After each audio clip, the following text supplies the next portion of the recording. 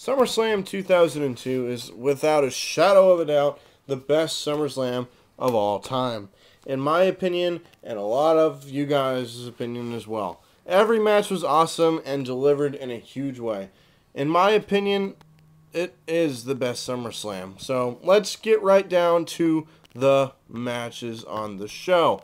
We start out with probably the best opener to a pay-per-view since Owen versus Brett at WrestleMania 10. Kurt Angle versus Rey Mysterio. A very, very excellent opener here. Kurt Angle betrays the heel that uses his height advantage against the smaller Rey Mysterio, and Rey Mysterio just recently debuted for the WWE, making him more of a new hit for the crowd. Angle dominates with some submission maneuvers. Mysterio counters some high-flying techniques as well. But either way, Angle makes Rey Mysterio tap out to the ankle lock. It's a great opener here, and great way to kick off the show, to say the very least. Next match, we get Ric Flair versus Chris Jericho. At this point, Ric Flair was a face in the WWE scene, which is kind of strange when you look at it, because Ric Flair has always been the dirtiest player in the game.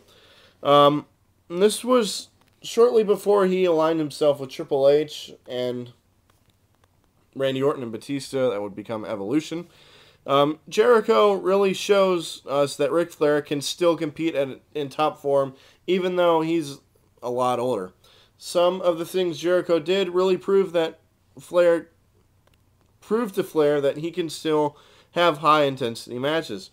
In the end, Ric Flair scores the win, much to the surprise of many fans, including myself. Next match, Eddie Guerrero versus Edge. This feud was one of the more memorable feuds on SmackDown in 2002. Edge and Guerrero had an epic battle on SmackDown, which was one of 2002's best matches.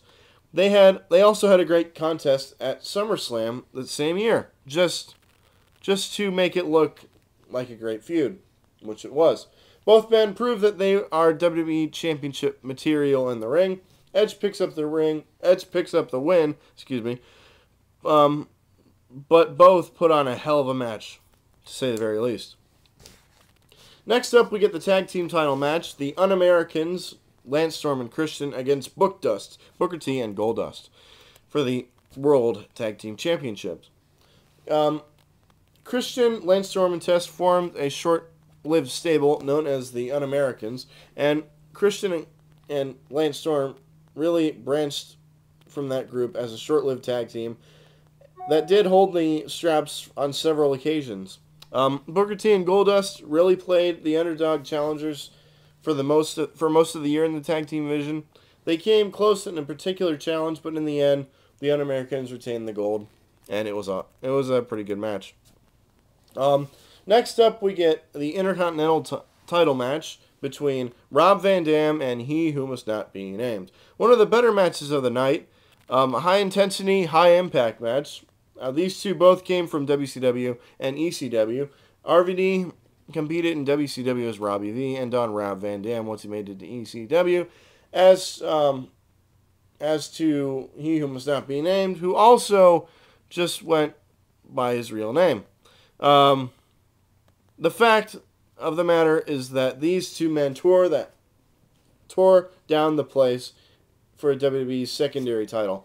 In the end, RVD captures the title once again after executing a perfect 5-star frog splash onto, that guy.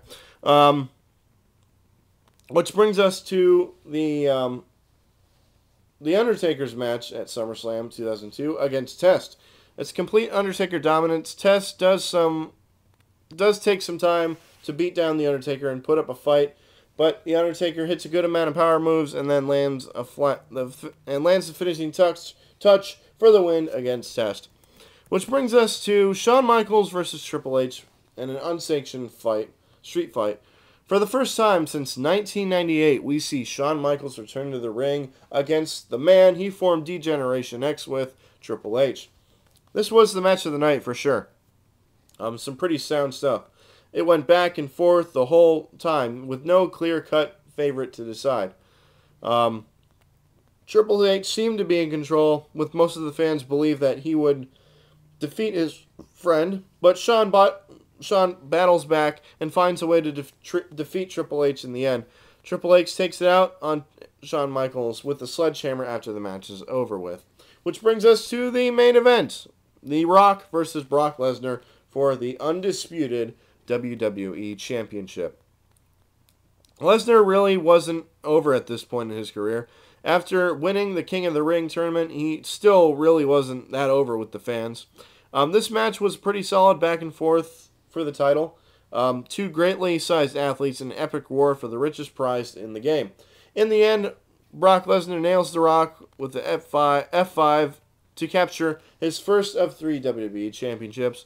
And this match really put Brock Lesnar over with the fans.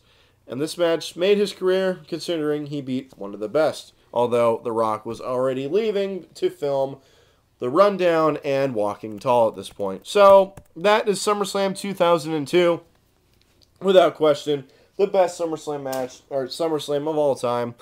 I'm going to give SummerSlam 2002 a perfect 10 out of 10. Best match of the night, definitely Shawn Michaels versus Triple H. Worst match of the night, Undertaker and Test. That is SummerSlam 2002. Coming up next, SummerSlam 2003.